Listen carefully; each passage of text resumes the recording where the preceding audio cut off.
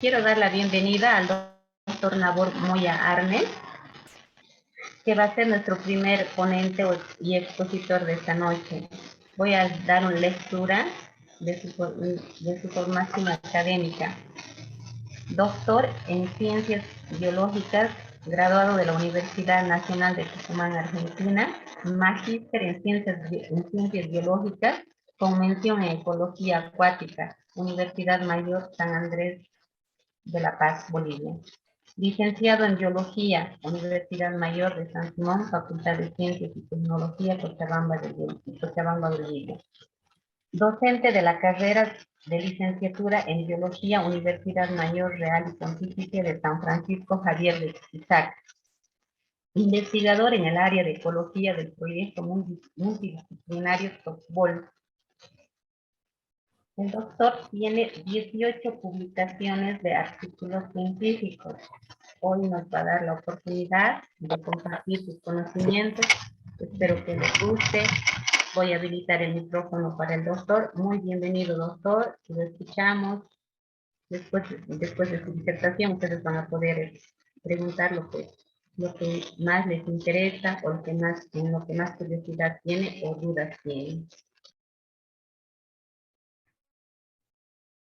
Muy buenas noches. Gracias, estimada doctora. Si ya está todo listo, entonces entiendo que ya podríamos iniciar con la presentación. Adelante, doctor, está todo listo. Muy bien. En esta oportunidad lo que quería mostrarles es una parte de algo de experiencia que tengo con publicaciones científicas. Y quería empezar esta presentación con esta diapositiva que están visualizando ustedes. Y esto tiene que ver con que hay un reto desde la etapa de la presentación de el experimento, desde la etapa de la elaboración propiamente dicha de la investigación, que tiene que pasar por una serie de filtros, así como se ve en la imagen, pero la meta es llegar a conseguir lo que dice ese paper aceptado. Y bueno, tiene que pasar una serie de barreras, filtros, que más adelante, casi al final, les voy a mostrar en qué consiste más o menos, pero por ahora pueden visualizar, por ejemplo, que hay una serie de personas, que en este caso son los editores o los referees o los revisores pares, que tienen diferentes tipos de herramienta con la que obviamente tienen que pulir todo el documento, en este caso el manuscrito que quiere ser publicado para finalmente ser aceptado. Y en muchos casos todo ese callejón termina a medio camino o retrocede. Y bueno, cuando termina todo ese callejón, entonces ahí está la satisfacción, ¿no? Entonces vamos a retomar esta imagen casi al final para ver cómo lo perciben también ustedes. No es tanto para aceptar, para asustarse, porque a veces yo tengo estudiantes que ven que por qué tienen ese tipo de herramientas que asustan y todo. En cierta manera tiene esas dificultades, pero cuando uno tiene todas las herramientas también preparadas en el manuscrito, entonces puede superar esas barreras. Entonces, básicamente lo que vamos a ver es este contenido, que seguramente ustedes ya lo vieron en el programa, en el grupo del WhatsApp. Básicamente vamos a hablar entonces de qué es una investigación y una publicación científica, el por qué publicar, el factor de impacto que tienen las diferentes revistas, cómo seleccionar las revistas para publicar, un poco de instrucciones para autores que poseen obviamente las revistas, un poco también de redacción científica y quizás lo que va a ser un poco más productivo para ustedes también tiene que ver con algunos errores o faltas comunes que se presentan en los manuscritos científicos que son revisados por los editores o los referees. y también un poco de preparación.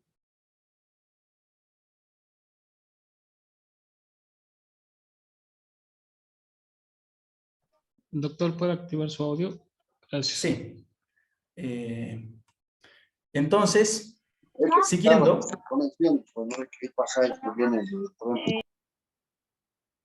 hay un poco de, parece, cruce de audios o algo así, está con un poco de eco. Si podrían tal vez ayudarme mientras estoy continuando con esto. Entonces, ¿qué es una investigación y una publicación? Lo que pasa es que hay algunos que afirman que una investigación termina cuando se obtienen los resultados, cuando estos resultados se los analizan, se los entrega en algún informe de trabajo o se lo presenta en alguna reunión profesional, como, no sé, algún congreso de bioquímica, un congreso de farmacia, una cosa así. Pero eso es lo que algunos dicen. Algunos van un poco más allá y dicen que la investigación científica realmente debería terminar con una publicación de un artículo en una revista científica. Solo así, esa contribución va a formar parte del conocimiento científico. Incluso otros van mucho más allá y consideran que, aparte de publicar el trabajo en algún artículo científico, en alguna revista, esto también debería ser pasado a una audiencia mucho mayor, es decir, hacerlo que el artículo científico sea un poco más sencillo, que sea divulgado a una audiencia mucho mayor en, digamos, términos un poco más sencillos, que suele hacerse también, sobre todo aquellas publicaciones que tienen bastante interés. Entonces, para responder esta pregunta de ¿por qué publicar? Básicamente hay diferentes respuestas y esas respuestas pueden venir de acuerdo al investigador en este caso. Pero básicamente el por qué publicar tiene que ver mucho con, obviamente, visualizar el trabajo que uno ha realizado. También tiene que ver mucho, obviamente, con la contribución al conocimiento científico universal. Por otro lado, también sucede casos de que a veces hay investigaciones que están duplicados y para evitar esta duplicidad, entonces el dueño de esa duplicidad es el primero que lo publica. En otros casos tiene que ver con justificar los recursos percibidos. En este caso, bueno, hay casos de diversos proyectos de investigación que son financiados por diferentes organismos y muchas veces esos proyectos tienen como resultado algunas publicaciones y a manera de justificar todos los recursos que hayan percibido, entonces bueno, los presentan estos artículos científicos. Obviamente, las publicaciones también sirven y mucho para mejorar la hoja de vida de las personas, porque de acuerdo a esto también es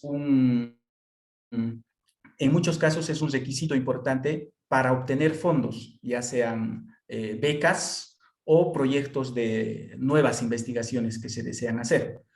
Y, por supuesto, también para aquellos que trabajan en las universidades, las publicaciones también son importantes para hacer subir el ranking de las universidades. Ahora, también hay casos, obviamente, que simplemente publican por satisfacción personal. Ahora, aquí viene la otra pregunta. Una vez que uno tiene ya un trabajo de investigación realizado, ¿cómo lo podría publicar? ¿O en cuál revista yo podría publicar? Entonces, hay diversos criterios. Lo ideal es publicar en un idioma de mayor audiencia, como es el inglés. Bueno, de hecho, de las miles de revistas científicas que hay, sobre todo de aquellos que son indizadas, más del 90% están en un idioma como es el inglés. Pero no obstante, también hay publicaciones indizadas en idiomas como el nuestro, el español, en otros casos el portugués u otros idiomas. Eso es un criterio, el idioma. Por otro lado, también mucho tiene que ver con la temática que uno esté tratando, ¿ya? Dependiendo de ello, hay muchas revistas para seleccionar. De hecho, hay revistas para todo ámbito, para toda área. Si bien no es el caso para nuestro país, pero en Latinoamérica hay revistas para toda gama. El otro criterio tiene que ver si es una publicación de interés nacional, de interés regional o de interés internacional en general. De hecho, por ejemplo, en estos últimos años se le está dando bastante prioridad a publicaciones de países que están en desarrollo, de países donde no hay muchas publicaciones, y eso es, por ejemplo, un poco de plus para valorar publicaciones de países en desarrollo.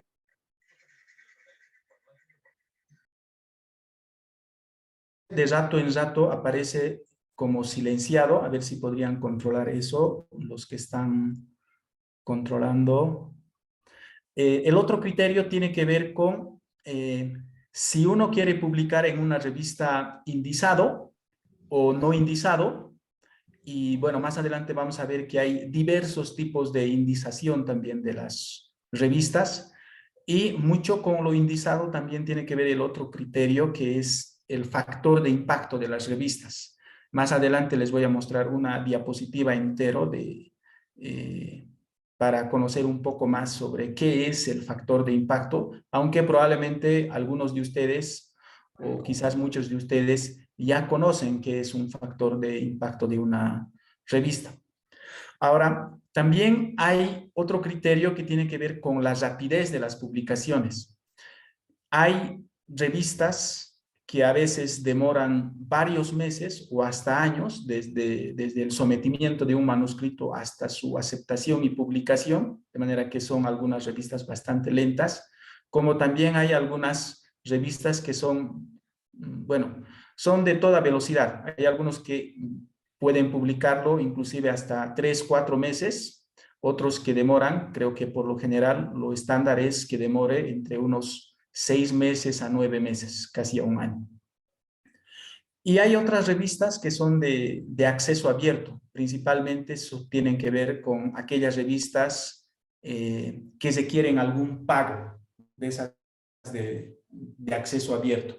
O si no hay instituciones, ONGs o fundaciones que a veces financian este tipo de publicaciones para que sean de acceso abierto. Muy relacionado con revistas de acceso abierto tiene que ver con el costo. ¿Ya? Hay revistas que cobran desde un costo más o menos mínimo hasta revistas que son tan caros como este ejemplo. Nature Communication es una revista que cobra, por ejemplo, por el cargo de procesamiento del artículo hasta $5,200. Y además que es una revista de alto impacto que publica aproximadamente 100 artículos por cada semana. Entonces, hay muchos que quieren publicar en esta revista, pero imagínense también el costo para publicar un artículo, más de $5,000. Pero esta no tiene inclusive todavía tanto impacto como es otra revista, la revista Nature, que muchos han debido escuchar hablar, por ejemplo.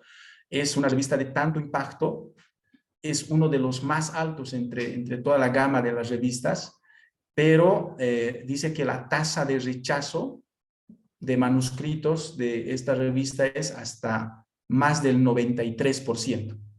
Es decir que un 5 a 7% de todo lo que se presenta pasa con una serie de observaciones para ser publicado.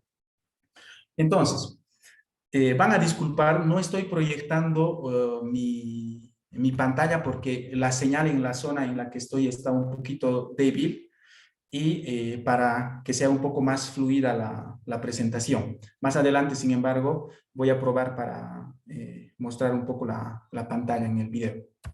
Entonces, siguiendo con las diapositivas, aquí hay algunos ejemplos de algunas tapas de algunos artículos que muestran el periodo o cómo demora, por ejemplo, la rapidez de publicaciones.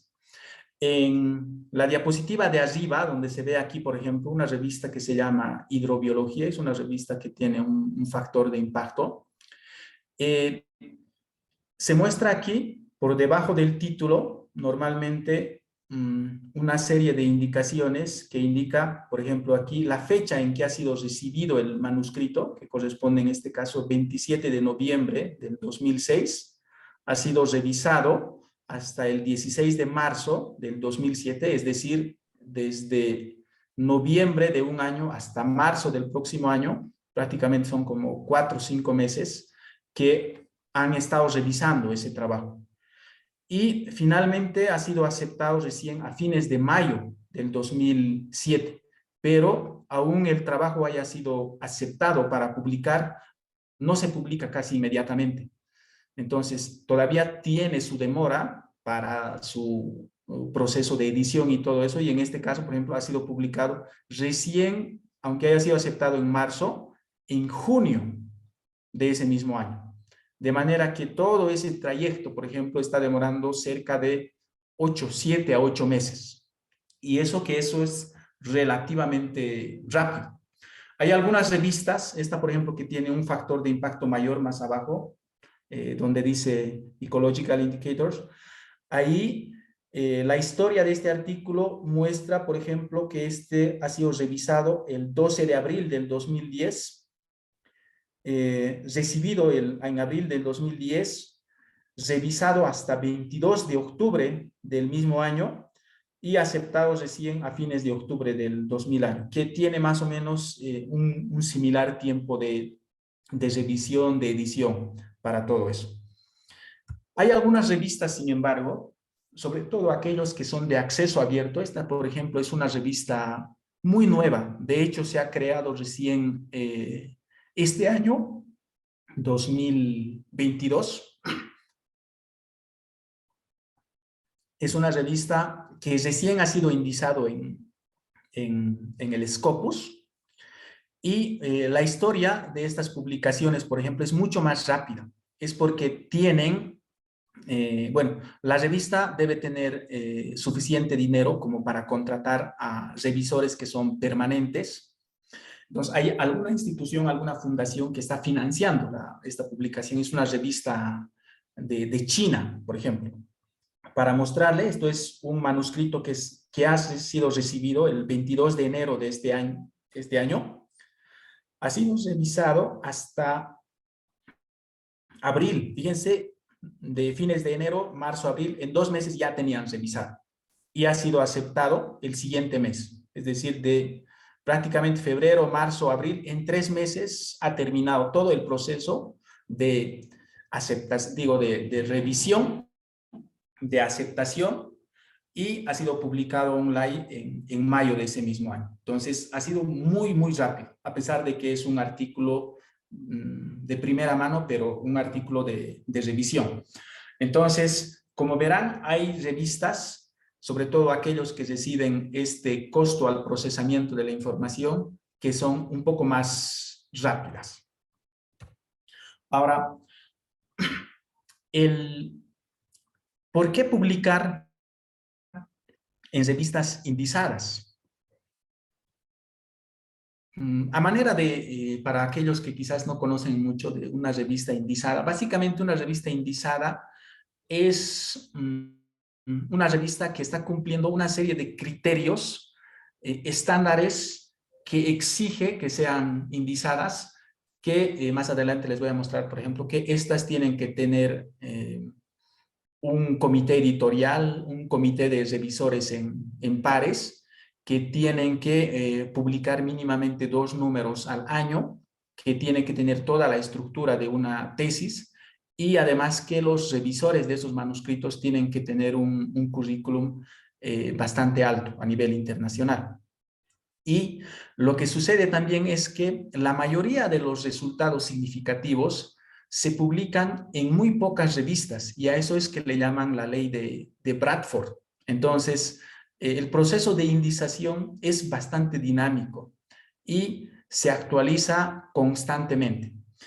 Para un poquito más aclarar en qué consiste esta ley de Bradford, les muestro esta figura que todo lo que es el círculo entero corresponde, por ejemplo, al volumen de todas las publicaciones que podrían haber en todo el mundo. Esto es a una escala global. Y de acuerdo a esto, por ejemplo, se estima que hay entre 80,000 a 200,000 revistas en todo el mundo. Fíjense, hay cualquier cantidad de revistas.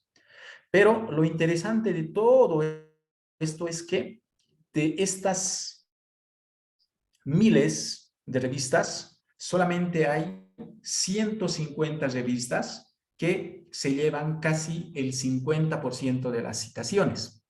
Y para ir un poquito más allá, es decir, de las miles de revistas, solo 150 que acaparen la mayor cantidad de las citaciones, eso es una asimetría muy, muy grande. Entonces, a eso es que le llaman ese principio de Bradford. El otro, bueno, aquí hay un otro dato que dice, por ejemplo, que aproximadamente 2,000 revistas científicas cubren casi el 95% de todas las citaciones que hay. Para ser un poquito participativo, me gustaría preguntar, quizás una o dos personas podrían responder así rápidamente, si conocen qué es una citación. Yo sé que hay muchos que conocen, pero un poquito para ir dinamizando.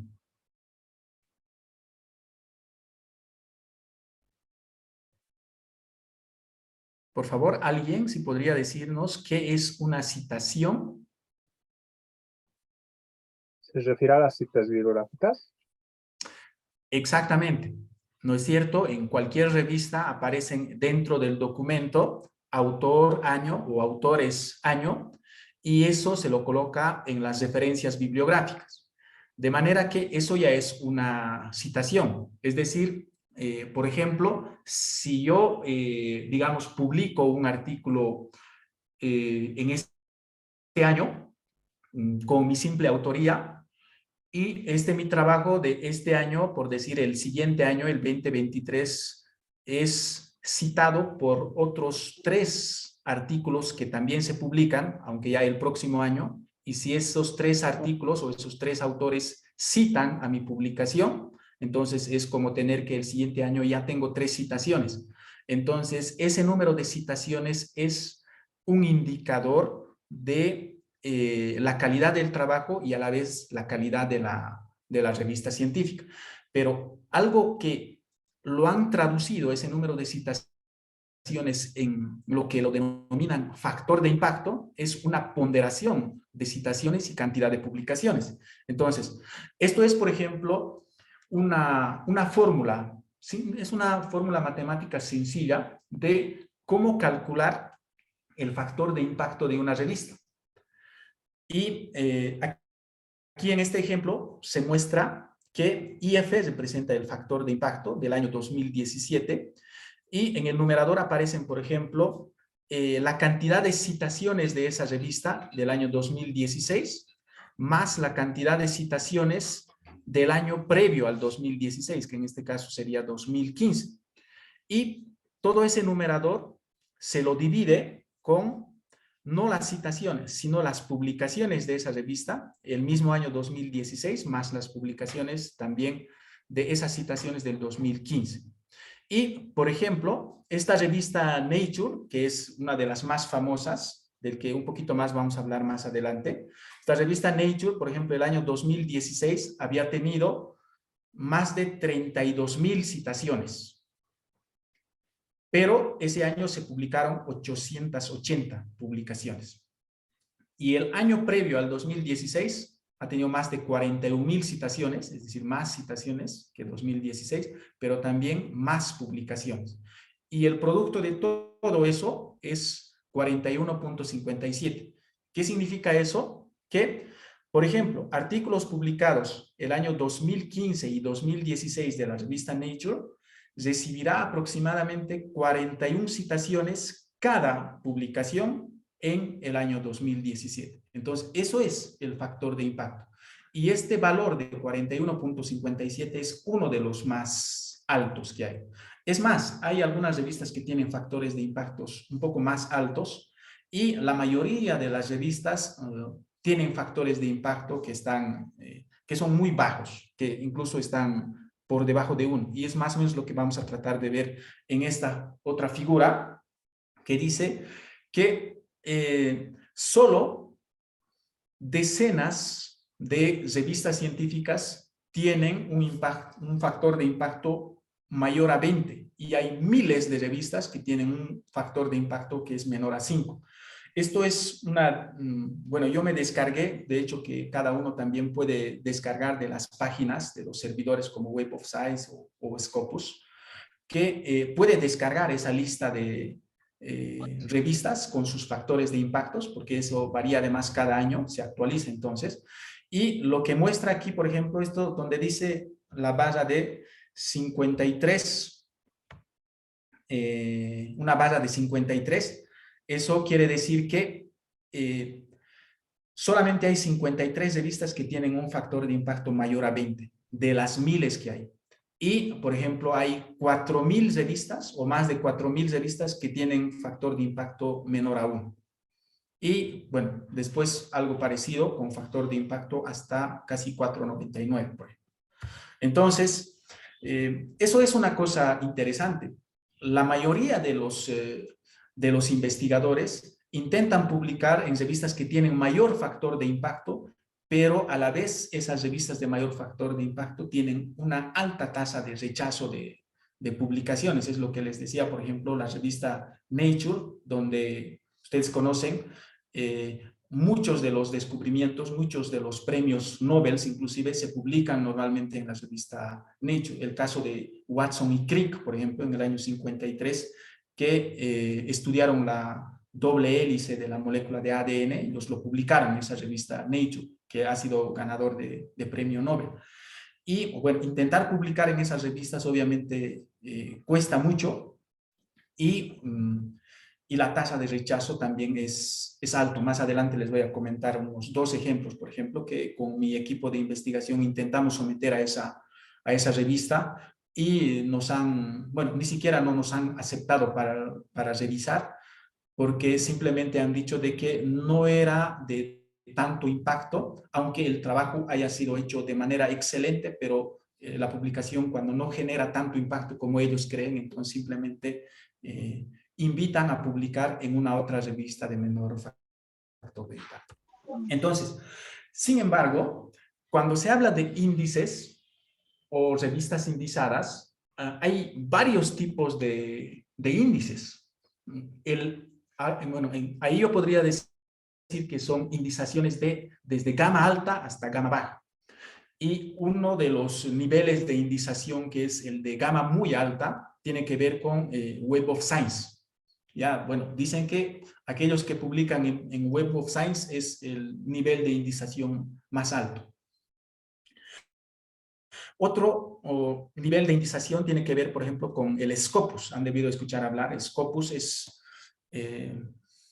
eso indican que es como una madre que concentra la cantidad de publicaciones desde los niveles más altos hasta los niveles más bajos y concentra mayor cantidad de revistas científicas, publicaciones, autores, universidades, instituciones y así.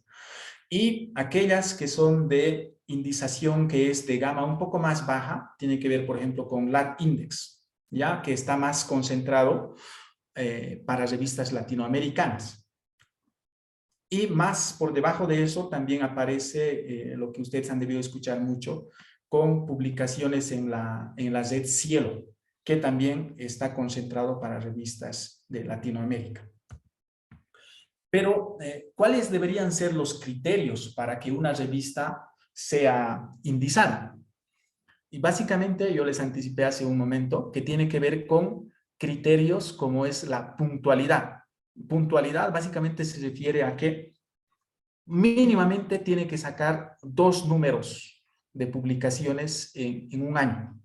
Sin embargo, hemos visto, por ejemplo, que la revista Nature Communications, que es de las que se pagan, puede publicar hasta 100 papers por año, de manera que es tan fluida y publican cualquier cantidad ahí. Y obviamente también tienen que tener un comité editorial internacional, de acuerdo a su hoja de vida. Tiene que tener un comité revisor, evaluaciones por pares, como dicen, y también tiene que cumplir algunos estándares internacionales. Y esos estándares internacionales de edición básicamente se refieren, por ejemplo, a que tiene que tener esa estructura común de un artículo científico, es decir, el título, los autores, el resumen, la bibliografía, la dirección completa de los autores, y idealmente que sea en inglés. Ahora, hay obviamente también revistas indizadas, les decía, en otros idiomas, pero mínimamente tiene que tener el resumen en inglés. Y mejor todavía si son autores internacionales. Ahora, la red, también hay, les decía, algunas revistas que son de carácter más latinoamericano, o de una gama que es un poco más inferior. Tiene que ver, por ejemplo, con hay uno que le llaman Zedalic, que es un sistema regional de información en línea para revistas científicas, principalmente de América Latina y el Caribe, incluyendo países como España y Portugal. Hay muchísimas revistas dentro de esta red. Si quieren ver, por ejemplo, más detalles, aquí está la web también de un índice que se llama LatIndex, que les decía, que es una indización que es más latinoamericana. Y lo que muchos conocen es la red Cielo.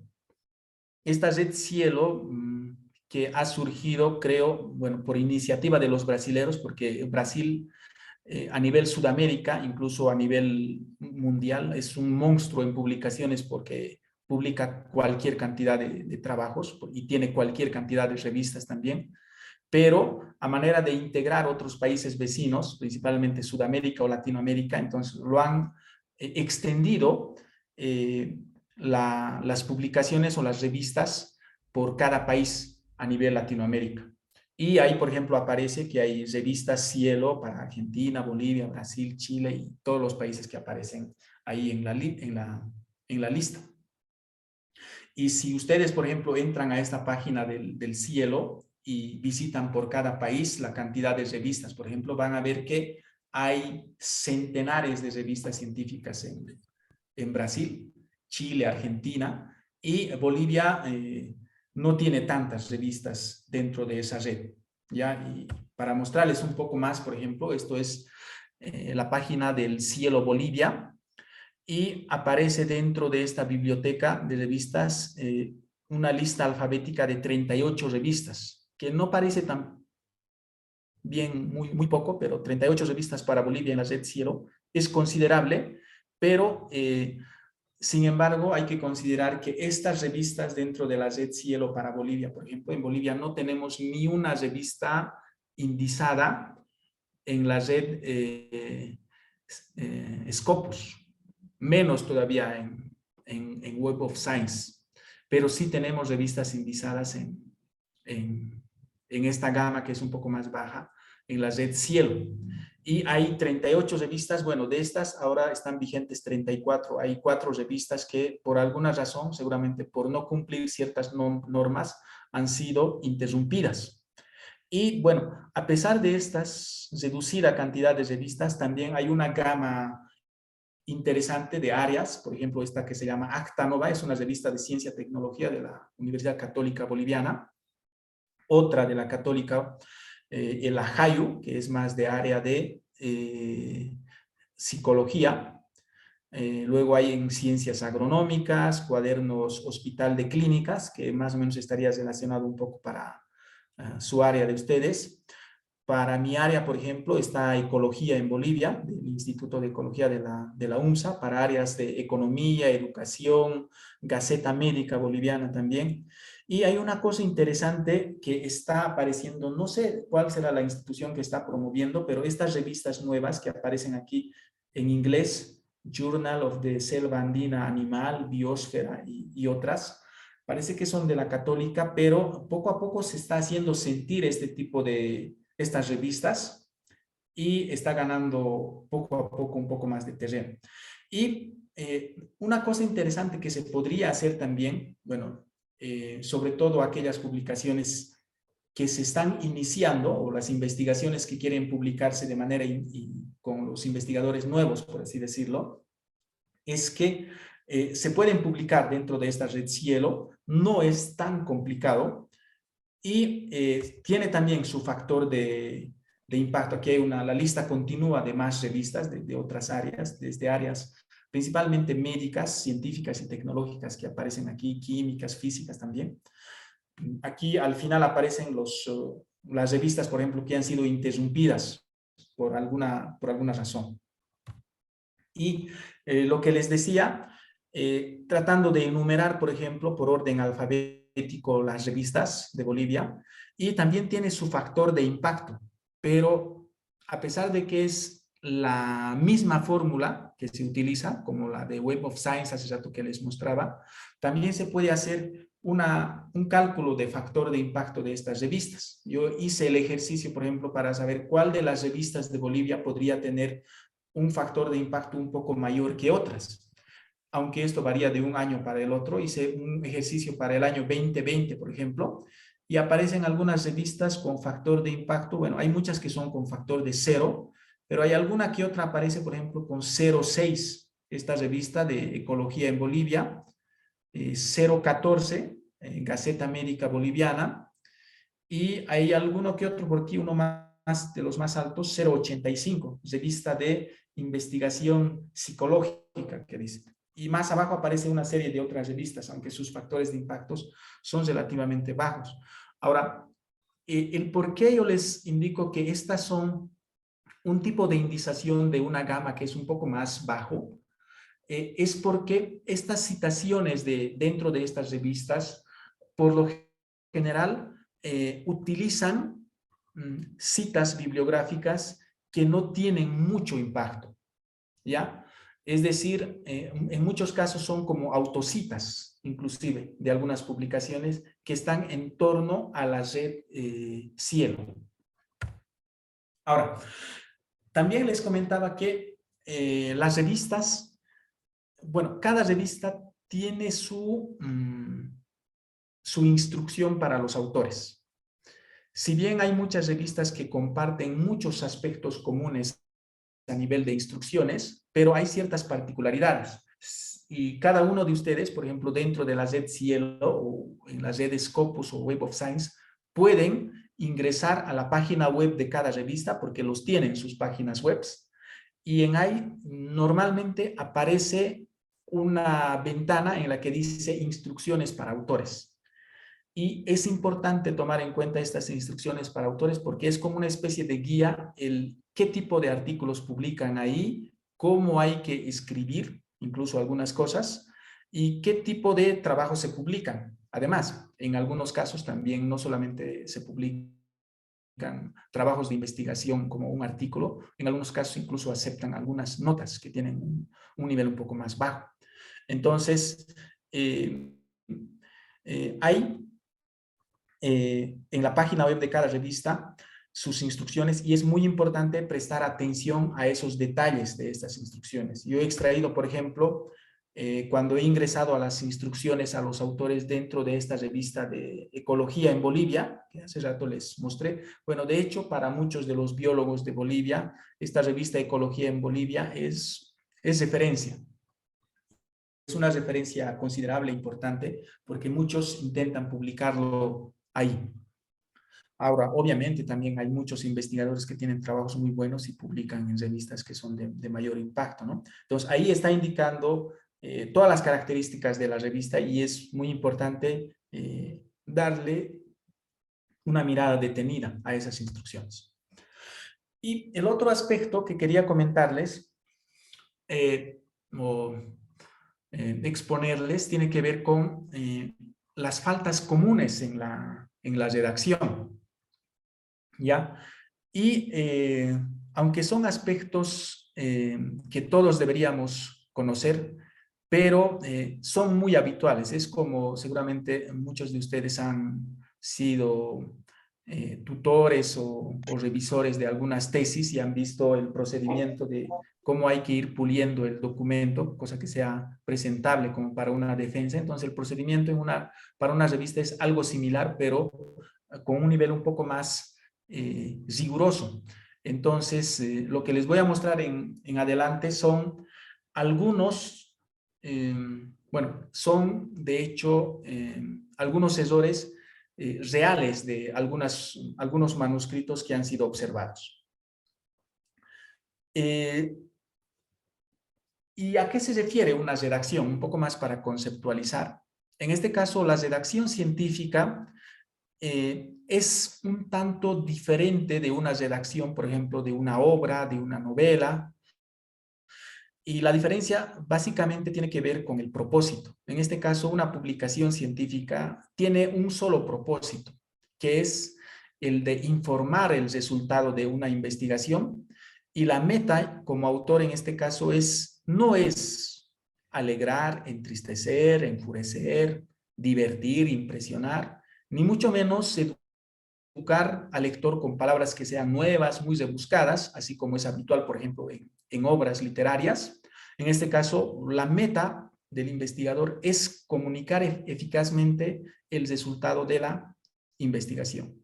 Entonces, eso es la ventaja que hay cuando uno quiere publicar o escribir un manuscrito, que no tiene que complicarse tanto con tratar de impresionar o buscar términos que sean muy abstractos, por así decirlo.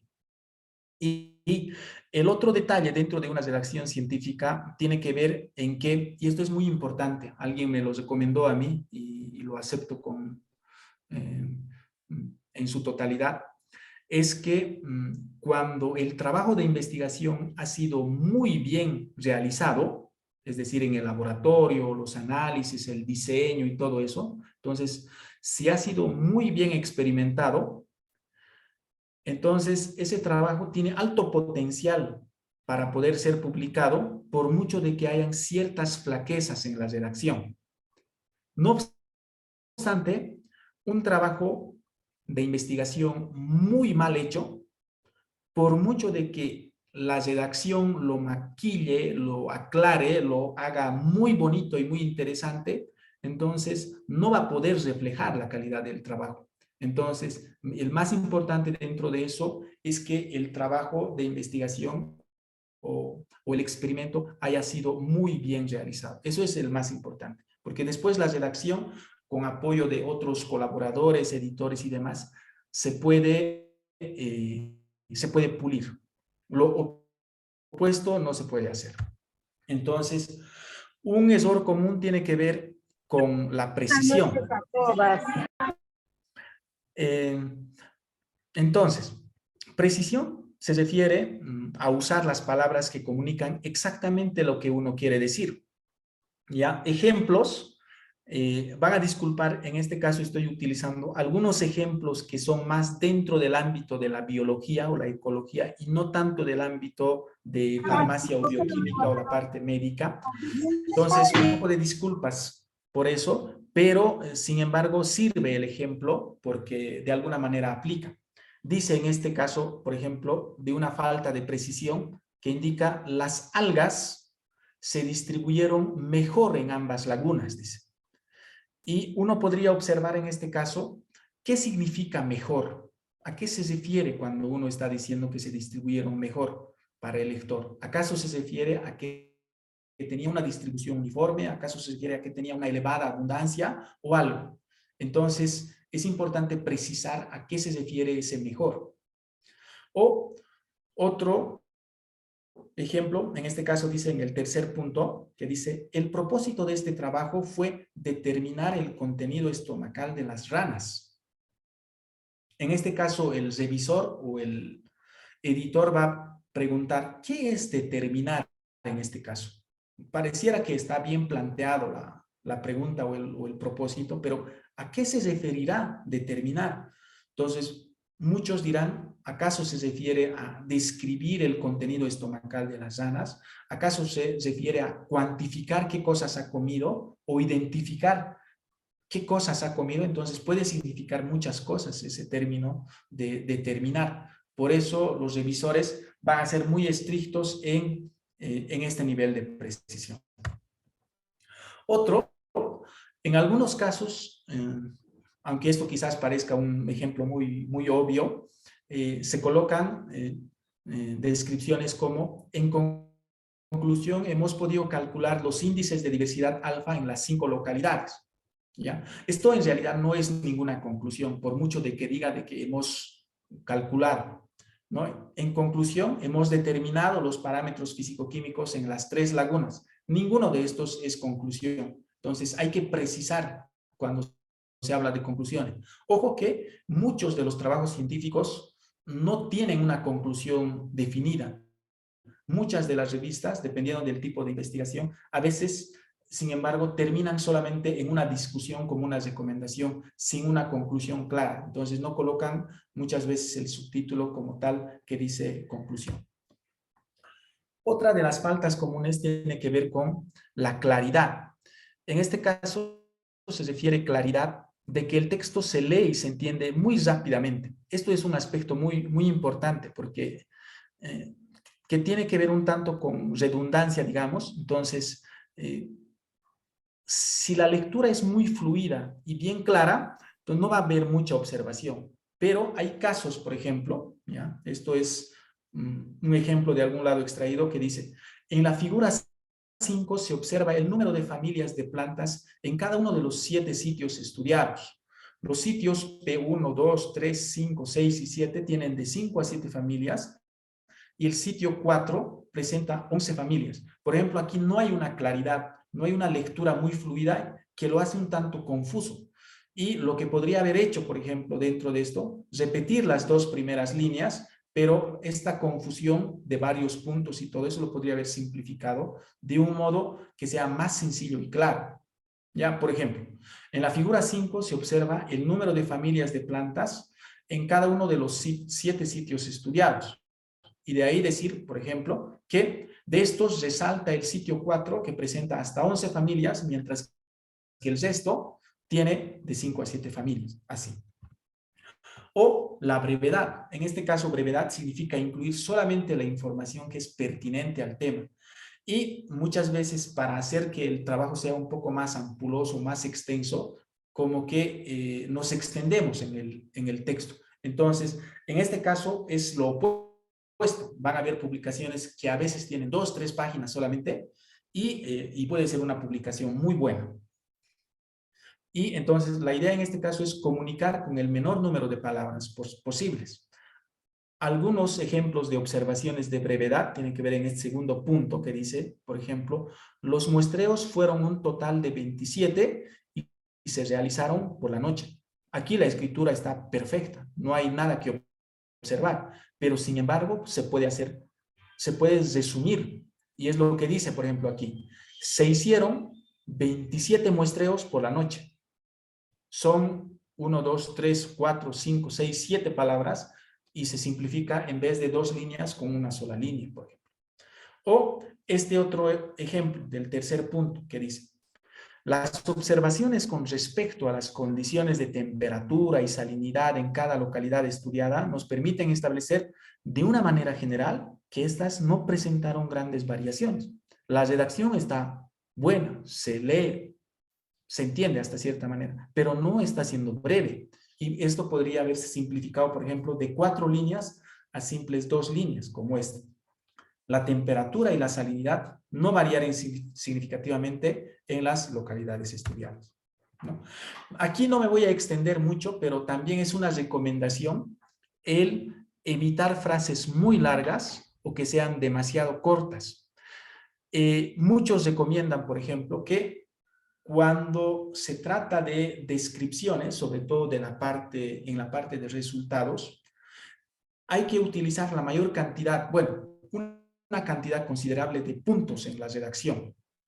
¿Ya? Aquí hay un ejemplo extraído de un libro muy interesante, en la que, por ejemplo, describe sobre una situación y en todo este texto, que tiene muchas palabras, no hay un solo punto aparte, a no ser que sea en la última parte. La mayor parte son comas, comas, comas, comas, mientras que aquí es una comparación con 4 puntos a lo largo de toda esta descripción. Aquí aparece un punto, aquí aparece otro punto, y si uno lo lee detenidamente, va a notar perfectamente que la descripción con estos 4 puntos es mucho más clara y fluida la comunicación. Entonces, otra recomendación. Otro aspecto tiene que ver con la formalidad. No se escriben en artículos descripciones como, por ejemplo, recolectamos un montón de ejemplares. No, recolectamos varios ejemplares. O este ejemplo interesante, dice, cuando tenemos una sintaxis descuidada, dice, en el punto 1, el paciente sintió un dolor en el dedo que gradualmente desapareció. Pareciera que está bastante bien escrito, claro y todo, pero si uno se pregunta en este punto que, ¿qué desapareció? ¿El dedo o el dolor? Su corrección debería ser, por ejemplo, bueno, aquí dice, da a entender de que lo que desapareció gradualmente es el dedo, porque casi inmediatamente después del dedo desapareció. Eso obviamente no puede ser. Entonces la corrección sería, el paciente sintió en el dedo un dolor que desapareció gradualmente. Entonces, muchas veces este tipo de errores involuntariamente los cometemos, ¿ya? Y lo que hace muchas veces los revisores, ¿ya? Leen este tipo de manuscritos y a primera impresión, obviamente, como en este caso, se siguen. Claro que entienden qué es lo que quiso decir, pero se dan cuenta de que podría mejorar y hacer lo que sea más claro. Por eso la recomendación es que los manuscritos no sean revisados solamente por 1 o 2 personas. Mientras más cantidad de personas colaboran con la redacción o con la escritura, con la lectura, entonces se pule ese tipo de errores. O algunas situaciones que a veces son un poco complicadas, pero que también de alguna manera tienen errores, tiene que ver con este segundo punto. Dice, el número de huevos promedio se calculó diariamente. Muchos dirán, está bien escrito, ¿dónde podría estar error? Pero el error está en el número promedio de huevos se calculó diariamente. Debería ser así. Algunos otros ejemplos de sintaxis descuidada, ¿ya? Dice en el primer punto, por ejemplo, la densidad poblacional promedio para cada fragmento de bosque presentó fluctuaciones no significativas durante el periodo de estudio. Pareciera que está muy bien escrito, se entiende y todo eso, pero tiene un error muy parecido al anterior, que debería iniciarse con el promedio de la densidad poblacional en cada fragmento y continuar con la lectura. O en algunos casos, aparte de sintaxis descuidada, está acompañado de algunos errores de descripciones estadísticas. Por ejemplo, dice en el primer punto, usé la prueba de T para determinar la relación entre las variables donde alfa es 0.05. Aquí hay 2 errores, por ejemplo, que debería ser, por un lado, ya para pulir un poco, usé la prueba de T, en algunos casos colocan, usé la prueba de T de student, aunque con mencionar la T ya se sobreentiende qué tipo de prueba es, con alfa igual a 0.05 para comparar promedios de valores de cada variable, porque las pruebas de T se utilizan básicamente para comparar variables, no para ver relación, como dice en el primer caso.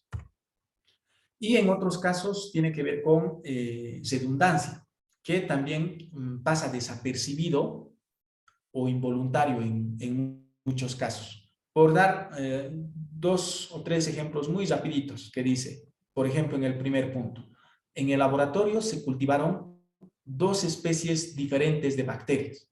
Uno dirá, está muy bien escrito, ¿dónde está el error? Entonces dirá, por ejemplo, la corrección debería ser, en el laboratorio se cultivaron 2 especies de bacterias. Se supone que una bacteria, bueno, las especies, cuando se habla de especies, obviamente son diferentes y no hay necesidad de volver a colocar diferentes. O como en el segundo punto dice, cada caracol adulto depositó al menos 500 huevos. Obviamente solo los adultos depositan huevos en este caso, donde no hay necesidad de decir adulto. Cada caracol depositó al menos 500 huevos.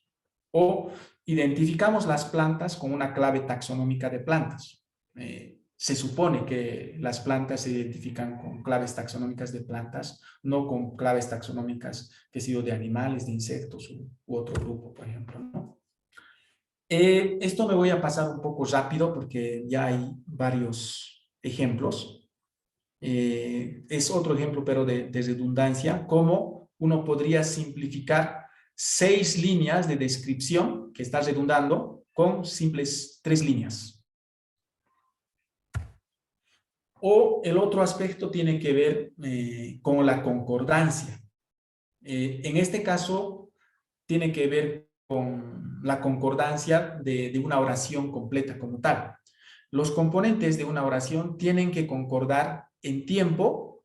Eso quiere decir que si el sujeto, por ejemplo, es singular, el verbo también tiene que ser singular. O si el sujeto es plural, el verbo tiene que ser también plural. Aquí hay un ejemplo de error. Dice, la actividad de las drogas racémicas son muy inferiores. Y la corrección debería haber sido, la actividad de las drogas racémicas es muy inferior, porque aquí el singular es la actividad y por tanto la continuación debería estar también en singular. Y ya casi por terminar, algunos de los otros más errores comunes tiene que ver con la progresión de ideas o la progresión de párrafos. No voy a leer todo este documento que está aquí, pero simplemente para aclarar que, sobre todo en la parte introductoria, muchas veces cuando iniciamos, bueno, de hecho una parte introductoria, por ejemplo, debería empezarse con algo que sea muy llamativo para el lector, cosa que esa lectura le guste al lector, cosa que no deje de seguir leyendo, pero tiene que haber una progresión de ideas que sin una especie de entrecortes entre párrafos. Entonces aquí, por ejemplo, en el párrafo de arriba, está hablando de cómo es la diversidad de peces a una escala global. De una escala global está progresando a una escala regional, por ejemplo, de una escala global a nivel Sudamérica, después de un nivel a Sudamérica, yo podría saltar directamente a Bolivia, pero habría un vacío de qué es lo que pasa, por ejemplo, a nivel de ecología se habla de una región muy importante como es la Amazonía, que incluye también varios países como una región. Entonces, si yo me saltase, por ejemplo, el hablar de diversidad de especies a nivel de Amazonía y directamente hablar de Sudamérica a Bolivia, estaría cortando ese vacío. Entonces, esa progresión tiene que, o todo ese espacio tiene que ser rellenado. En otros casos, también es recomendable evitar verbosidades. Sobre todo, es muy recomendable en el resumen de los trabajos, porque a veces nos dice que el resumen no debe ser extendido más de 250 palabras o de 300 palabras. Y ahí se puede simplificar con algunos ejercicios, como por ejemplo, cuando uno dice es capaz de, podría simplificarse con simplemente puede. O estudios realizados por Platt demostraron que, simplemente decir Platt demostró que, directo. O este ejemplo, por un periodo de, es equivalente a durante, posee la habilidad para, simplemente puede, se ha encontrado evidencia, hay evidencia, se hizo una comparación, se comparó, tiene el potencial de, puede y así hay una serie de ejemplos a manera de simplificar. O en otros casos utilizamos la doble negación. Y aquí hay dos puntos interesantes, que es común también, aunque muchas veces involuntario. Dice, por ejemplo, no hay ningún tipo de contaminación. Aquí hay una doble negación, el no y el ningún, cuando podía simplemente decir no hay contaminación. O en el segundo punto, la bacteria no está presente en ninguna de las muestras. Se entiende, está claro y todo eso, pero hay doble negación. Debería ser la bacteria está ausente en todas las muestras, que es más claro.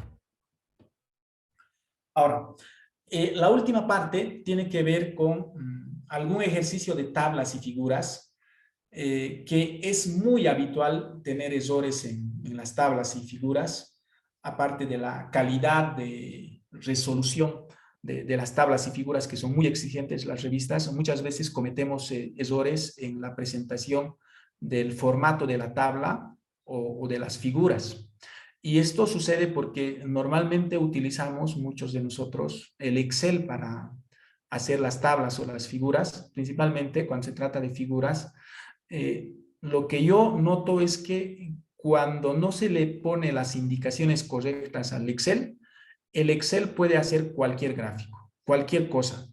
Y por lo general, cuando uno compara, por ejemplo, esos gráficos que provienen de un paquete estadístico, entonces lo que viene de los paquetes estadísticos tiene, aunque la calidad sea más baja, pero es mucho más descriptivo y correcto que lo del Excel cuando no se le dan las indicaciones. Entonces, básicamente las figuras se refieren a lo que son imágenes, lo que son gráficos, esquemas, mapas, incluso fotografías dentro de una publicación son figuras. Es decir, si ustedes tienen una fotografía, un gráfico de Excel, no lo coloquen como gráfico 1 o foto 2, así. Todo eso va en una sola bolsa que son figuras. Figura 1, figura 2, figura 3, así. O en otros casos, cuando se trata de tablas o figuras, también tiene que tener un título, ya sea la tabla o la figura, un título que sea no muy extenso, pero tampoco muy corto. Lo importante es que sea comprensible y que diga lo que tiene que decir la tabla y la figura. Y obviamente tiene que seguir un orden correlativo, tabla 1, tabla 2, tabla 3, figura 1, 2, 3, así, descritos en texto como en los títulos. Y también un error común que cometemos en algunos casos es que tenemos, por ejemplo, una base de datos que lo simplificamos para una tablita en Excel. Lo podríamos presentar esa tablita en Excel, pero por si acaso lo presentaré también de esa tabla un gráfico que voy a obtener. Y lo presento los dos. No, eso es un error común. No vale la pena redundancia. O se presenta solo tabla o se presenta solo la figura. Aquello que se considera que es más descriptivo. ¿Ya? Aquí, por ejemplo, se muestra, espero que se, bueno, no es necesario tanto que se vean, pero una tabla también tiene una serie de componentes básicos que tiene que tener, por ejemplo, un número de la tabla, que se llama tabla X, y a continuación tiene que venir el título de la tabla. Ya aquí dice, por ejemplo, su título de la tabla es número de niños con y sin prueba de ciudadanía paterna. Es un ejemplo extraído de cualquier lado, digamos, según las normas.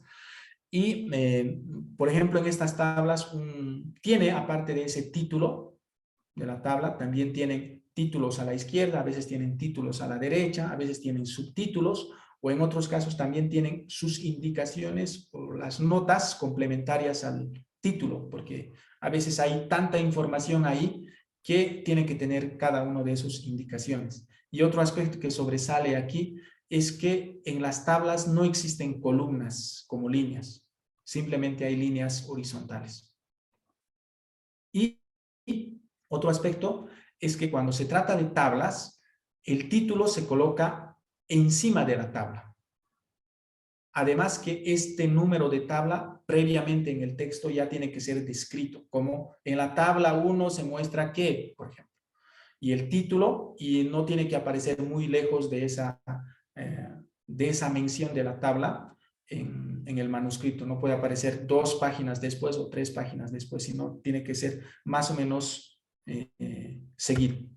O cuando se trata de figuras, por ejemplo, a diferencia de las tablas, sus leyendas, en el caso de las figuras, están por debajo, como en este caso, o el título.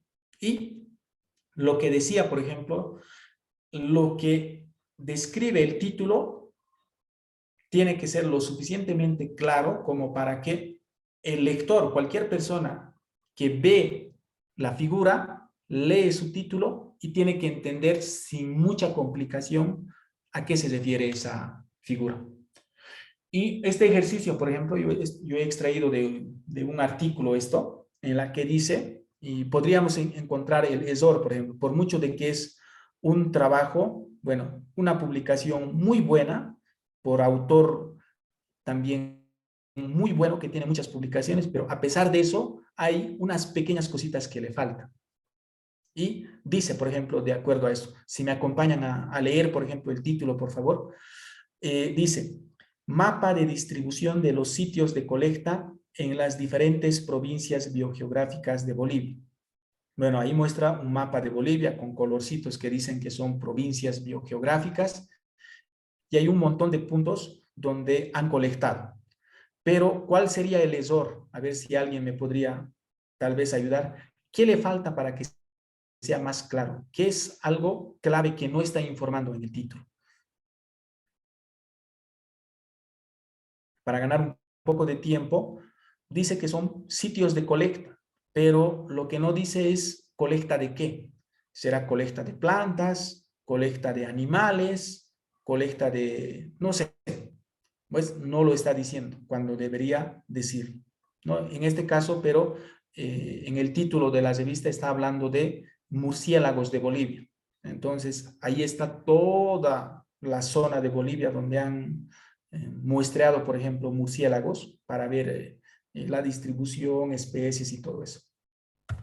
O otro error común, bueno, cosa que ya no debería suceder, es que dice, por ejemplo, aquí, figura 1, ubicación de los sitios de muestreo. Bueno, aquí hay otro error, no dice muestreo de qué cosas, y dice además fuente, elaboración propia, ¿ya?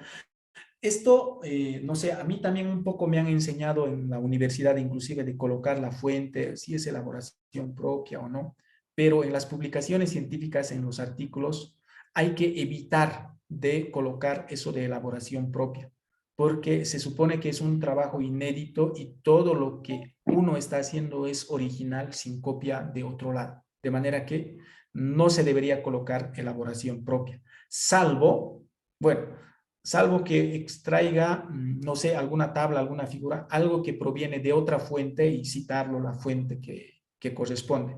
Pero si se coloca en muchos casos que es elaboración propia, propia, como que a todo, entonces es como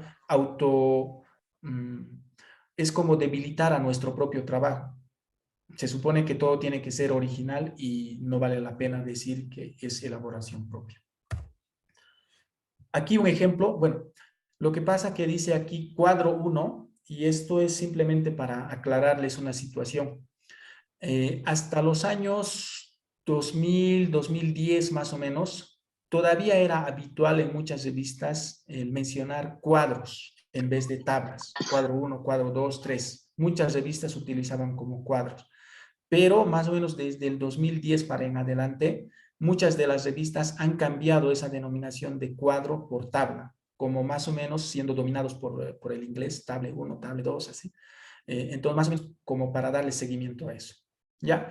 Y aquí, por ejemplo, esta tabla está muy bien descrita, que dice el número de ejemplares y especies colectadas en los diferentes departamentos de Bolivia y representados en la base de datos de los murciélagos de Bolivia, y está simplemente mencionando la cantidad de ejemplares que han estudiado y la cantidad de especies que hay por cada departamento, por ejemplo. Fíjense, no hay líneas verticales. El título es, en este caso, perfecto, claro, no hay nada que le falte y está encima.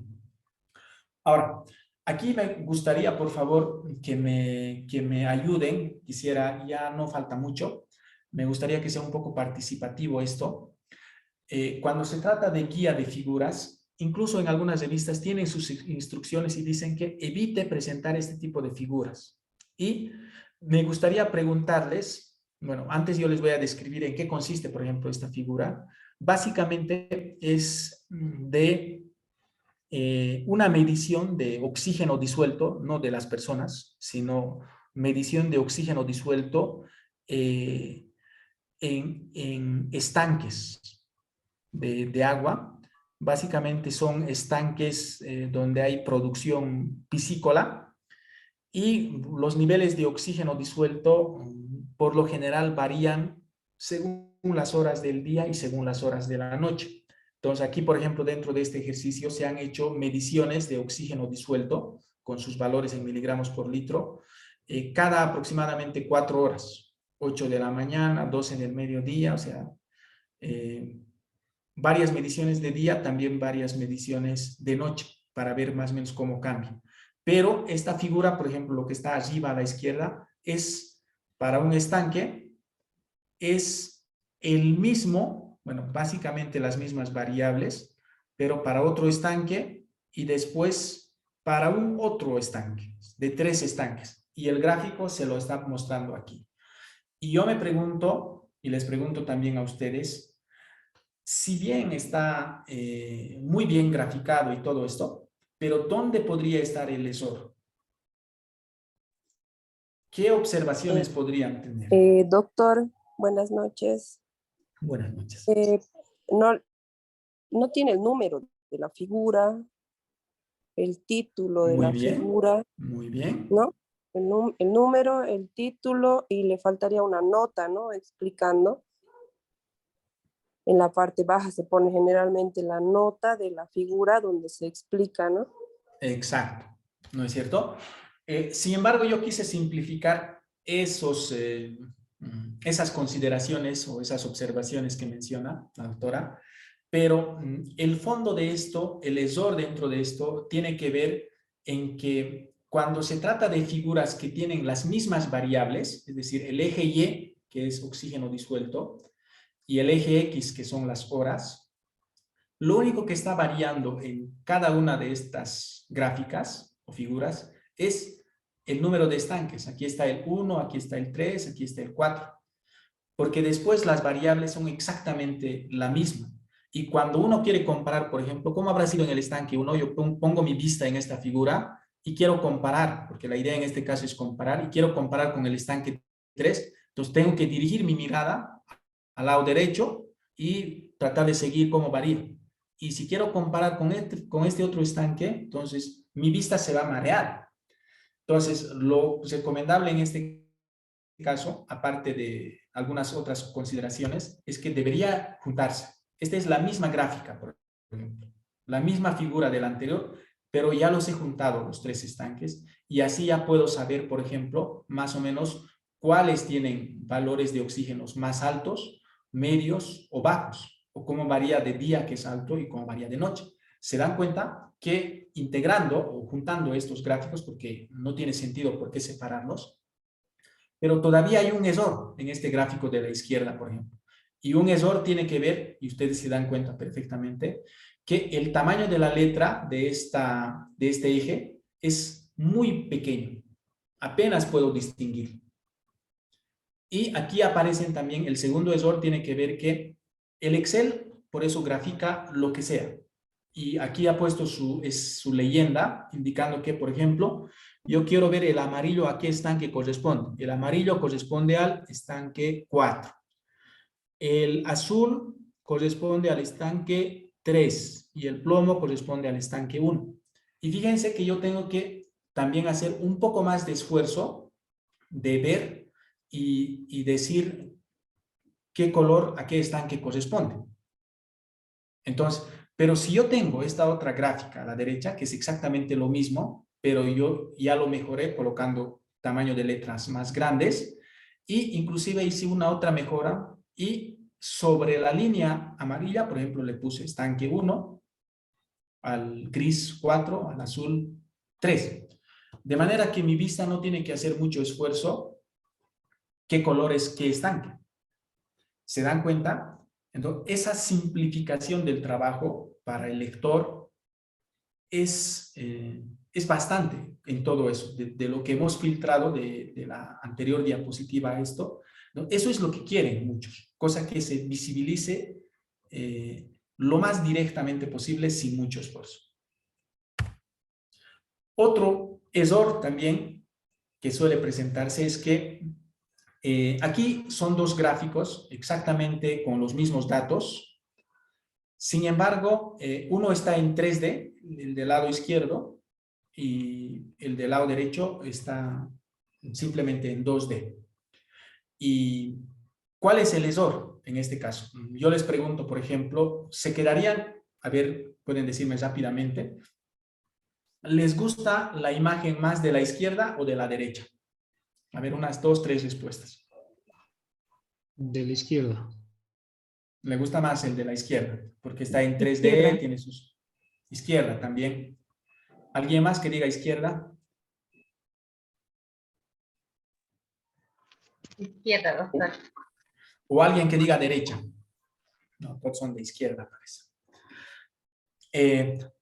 Y aquí el error está, por mucho de que el gráfico parezca bonito, el de la izquierda, la observación está en que, si se dan cuenta, por ejemplo, a ver, voy a tratar de hacer seguimiento a la barra 1, donde dice estanque 1, tiene su sombrita en 3D. No sé si esta barra 1 es mayor o casi igual al estanque 3, parecen iguales. Y lo mismo, este estanque 4 con estanque 10 serán diferentes, parecen iguales. ¿Ya? Y lo que hace justamente la sombra del 3D es que lo confunde. Como que a veces te hace, bueno, si se presentasen muchas barras, la confusión sería peor todavía. Entonces, lo recomendable no es el de la figura de la izquierda, sino el de la derecha. Ahí no hay sombra que más o menos confunda. Y puedo notar, por ejemplo, que aquí entre el estanque 1 y 3, me doy cuenta que esta es un poco más alto que este otro. Y aquí parece que son iguales, por ejemplo. Entonces, lo recomendable es el de la derecha. Ahora, hay otros que, inclusive, a manera de hacerlo más bonito y todo eso, yo he escuchado, inclusive, recomendaciones de otros. ¿Por qué no lo decoras tu gráfico? Y, qué sé yo, aquí estoy hablando por decir de, qué sé yo, de peces, y al fondo le pongo una foto de un pez, o al fondo le pongo una foto del lugar que he estudiado o algo que visibilice. No, peor todavía lo arruinan ese tipo de situaciones. De manera que, como les decía en un comienzo, es que el investigador tiene que comunicar lo que es, no tiene que confundir con otras cosas. Otro error, esto es otro ejemplo de otro gráfico, en la que, bueno, aparte del título y otras cosas, aquí lo que se está juntando son varias variables independientes, ¿ya? El color azul corresponde al valor de pH según las horas. Imagínense que son algunos parámetros físico-químicos que se han medido en algún cuerpo de agua que esté contaminado por algo, digamos, y estoy midiendo el pH, cómo varía según las horas. El amarillo representa a la temperatura y el color gris representa a la conductividad.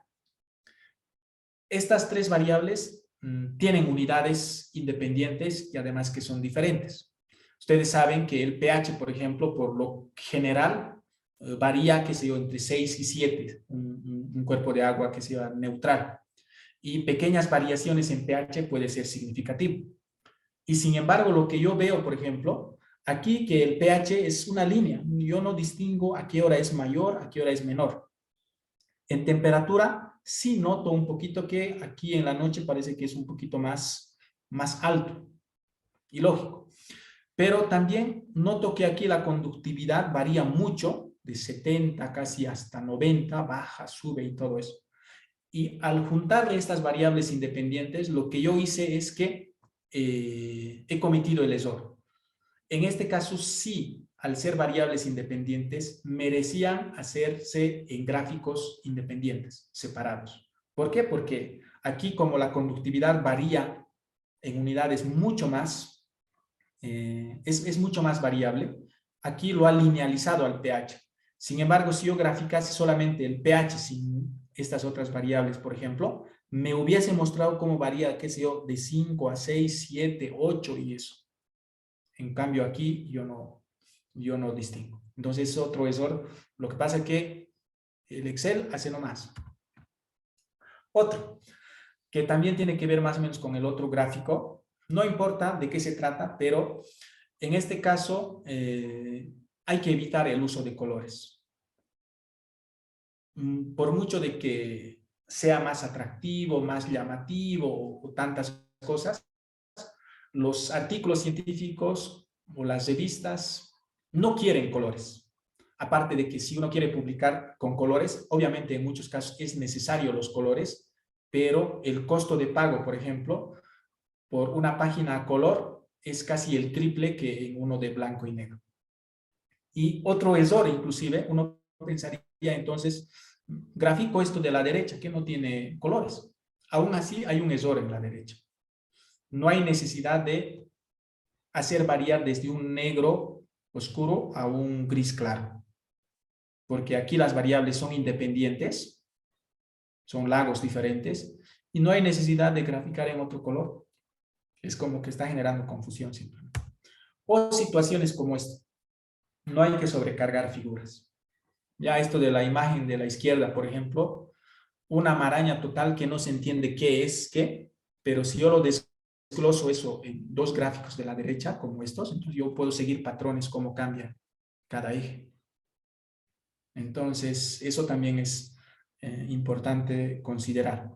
Aquí hay un otro ejemplo más. Yo les pregunto, bueno, les explico en qué consisten estos, ¿ya?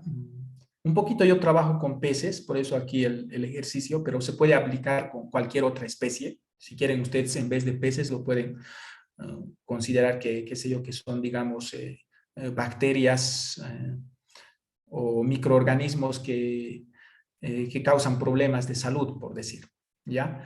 Y hay dos gráficos, uno que está a la izquierda y otro que está a la derecha. Simplemente son cantidades. Cada color representa una proporción o una cantidad, ¿ya? Y les pregunto, igual que hace rato, a ver si más participan en este caso, ¿cuál figura les gusta más o cuál figura consideran que es el más apropiado en este caso? ¿El de la izquierda o el de la derecha? El de la derecha. A ver, ¿alguien más? O tal vez a alguien le gusta el de la izquierda. Derecha. Derecha. Muy bien. ¿Alguien más? Sí, la derecha. Muy bien, la derecha. ¿Alguien tal vez que diga izquierda?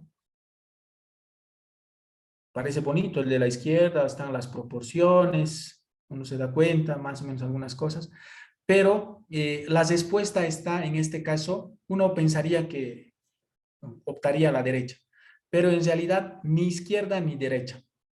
En este caso se puede mejorar los dos con un otro tipo de gráfico que sea mucho más claro. ¿Y por qué? ¿Por qué no, por ejemplo, el de la izquierda? Porque es como el de hace rato, ¿no? Por mucho de que el gráfico parezca bonito, aquí yo sí quiero ver, por ejemplo, este que es el que tiene mayor abundancia, que es el color azul, que es el sábado. Luego le sigue este otro color gris, que ¿cuál es el gris? Me dirijo la mirada, que parece ser el... Bentón. Hasta yo ya me confundí, el bentón. Después, qué sé yo, el otro gris más oscuro, que es el bagre, y así, ¿no? Pero después, bueno, una confusión. Pero si veo el de la derecha, me doy cuenta que el mayor es el sábado. Luego, ¿cuál le sigue? La boga. Luego le sigue el bagre, el tambaquí, después el tucunaré y después al final el bentón, digamos, ¿no es cierto? Entonces, yo me doy cuenta un poco más fácil, pero yo podría mejorarlo así. Fíjense, es el mismo. No tengo que hacer mucho esfuerzo y ya lo he ordenado de mayor a menor. Entonces, si se dan cuenta, cuando se hace los gráficos hay que ver muchas cosas. Entonces, los revisores o los editores se fijan en este tipo de cosas, aparte de la calidad del diseño, la estadística y tantas otras cosas que hay. Entonces, aquí está bien ordenadito. Obviamente, hay situaciones de gráficos, por ejemplo, cuando sigue una secuencia cronológica, que sé yo, por ejemplo, aquí podría graficar meses. Entonces, en ahí tengo que hacer respetar el orden cronológico de los meses, que es enero, febrero, marzo, abril, sin importar cuál es mayor, ¿no? Entonces, aquí no hay ningún orden cronológico a seguir porque es independiente cada especie y por eso lo ordeno de mayor a menor, o podría haberlo ordenado de menor a mayor, pero lo habitual es de mayor a menor, por lo que resalto. Entonces, y yo quisiera, no sé si tienen algunas preguntas, algunos comentarios para hablar un poco más de eso. No sé, no me he fijado la hora. Estaba previsto para, sí, justo el tiempo que había previsto, creo. Así que podríamos, bueno, también comentarles que hablando con la doctora, me indicaban que esto es una parte inicial. Yo tengo todavía bastante material sobre esto, con algunos ejemplos de estudios que son más de la, digamos, más de la realidad, de mi experiencia y de otros aspectos, para profundizar estos aspectos. Me dicen que eventualmente podría haber una segunda versión de este curso. Y bueno, yo podría prepararlo todavía, porque hay bastante material, incluso con visitas en las páginas web de las que he mostrado, o incluso haciendo algunos ejercicios, por ejemplo, con los gestores bibliográficos. Pero eso es otra historia, que obviamente también podría ser interesante. Entonces, yo les dejo la palabra a ustedes para comentar, observar, cuestionar, no importa. Perdone, una pregunta, la palabra. Adelante. Con respecto a los gráficos, en este último que acaba de mostrar, no sé si lo puede volver a poner. Este tipo de gráficos para mí he tenido algún problema porque, claro, tengo cantidades, como usted dice aquí, como usted dice, ¿no? De 0 a 25, pero también tengo que graficar 5000. Entonces, claro, tengo cantidades que son muy pequeñas y cantidades que son muy altas. Entonces, he visto en muchos artículos científicos que los dividen, Sí. ¿vale? Hay una manera de Hay un corte hacerlo. en la línea. Hay un corte y además arriba tienen como una línea, como un tope, Sí. ¿entiende? Mil disculpas a toda la audiencia, pero no sé si, claro, es que yo no sé cómo hacer esto, no, No. nunca he podido. Excelente Si me pueden ayudar, por la favor. pregunta. No, es perfectamente. Por eso el Excel, lo que se le da a los datos, grafica nomás. Y hay opciones, aunque lo que menciona hay que hacer todavía como en unas 3 etapas dentro del Excel. No me acuerdo exactamente, pero alguna vez yo ya hice ese ejercicio. Y puede encontrar hasta tutoriales de cómo hacer cortes de X y Y en el Excel. Hay algunos programas estadísticos que automáticamente ya lo hacen eso.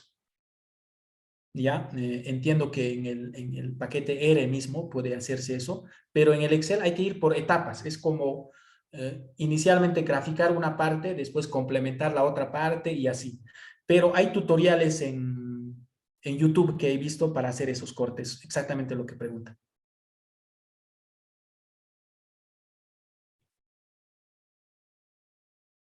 Ya no se le ha escuchado, tal Vale, vez está vale, apagado su gracias. audio. Sí, gracias. ¿Alguien más? Yo estoy seguro que tienen consultas, preguntas. Y por favor, colegas, si alguien más quiere consultar, aprovechemos al doctor para hacer las consultas que ustedes quieran.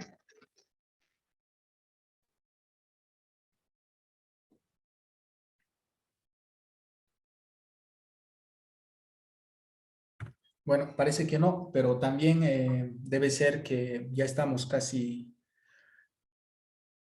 por vencernos el sueño, ¿no? Sí, doctor, ya estamos, parece, con el tiempo. Pero de todas maneras, muchas gracias, doctor. Entiendo que les ha quedado todo claro a las colegas, por eso no hay preguntas también. Muchas gracias por tu predisposición y por compartir los conocimientos, doctor. Excelente tu disertación y esperamos poder contar en otra oportunidad con usted. Bueno, no hay mucho más que decir también. Yo igual estoy agradecido y presto. Ahí en la primera página he puesto mi correo electrónico para, por ahí alguien tiene alguna consulta en particular sobre algo. Y bueno, una recomendación, si tienen datos, estoy seguro de que deben tener, porque hay muchos que trabajan en laboratorios, en instituciones o no sé qué, y quieren publicarlo. Entonces, la recomendación es empezar, bueno, a leer muchos artículos y si tienen colegas que ya tienen alguna experiencia en publicar, pueden trabajar en colaboración con ellos o incluso se pueden buscar especialistas en el tema. Es fácil buscar en internet especialistas en algún tema en particular porque hay buscadores de artículos y todo eso. Entonces, se puede contactar directamente incluso a los autores que tienen experiencia de eso y bueno, si tienen datos, lo pueden citar a la otra persona como colaborador o como coautor y a veces en esa colaboración surgen trabajos interesantes. Entonces, como una recomendación también. Normalmente trabajos buenos no se hacen por un solo autor. Cuando hay más colaboración, siempre es mucho mejor. Entonces, bueno, yo quedaría también con eso y les agradezco mucho a todos y buenas noches a todos.